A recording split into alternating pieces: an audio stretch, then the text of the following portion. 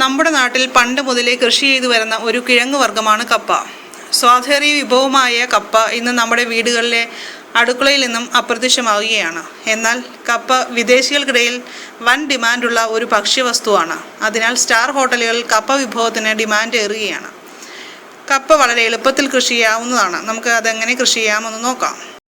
കിളച്ചോ ഉഴുതോ മണ്ണിളക്കി നിലമൊരുക്കുക. കമ്പിൻ്റെ ചുവടും മുകളറ്റവും 15-20 centimetre നീളത്തിൽ മുറിച്ച് കഷ്ണങ്ങളാക്കിയതിന് ശേഷം കുഴിയോ കൂനയോ എടുത്ത് നടാം.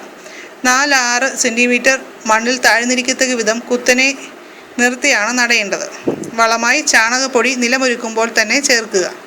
ഓരോന്നിൻ്റെയും മൂപ്പനുസരിച്ച് വിളവെടുപ്പ് സമയം തീരുമാനിക്കാം.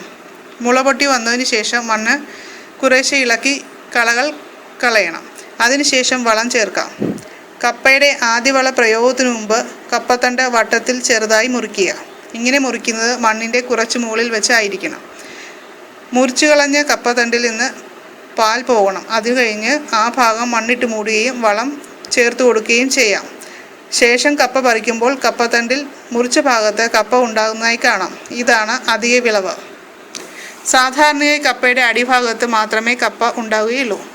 എന്നാൽ ഇതിൽ നാം മുറിക്കുന്ന ഭാഗത്തും കപ്പ കാണും. അത് 2 ഇരട്ടിയായി കാണാം. ഇതിൽ നിന്ന് കൂടുതൽ കപ്പകൾ ലഭിക്കും. ഇത് ഏറ്റവും ചുരുങ്ങിയ ചിലവിൽ കൂടുതൽ വിളവ് ലഭിക്കുന്ന കൃഷിരീതിയാണ്. വളമിടിയിലും മറ്റും കൂടുതലായി ആവശ്യമില്ല. കപ്പ പോഷകസമ്പുഷ്ടവും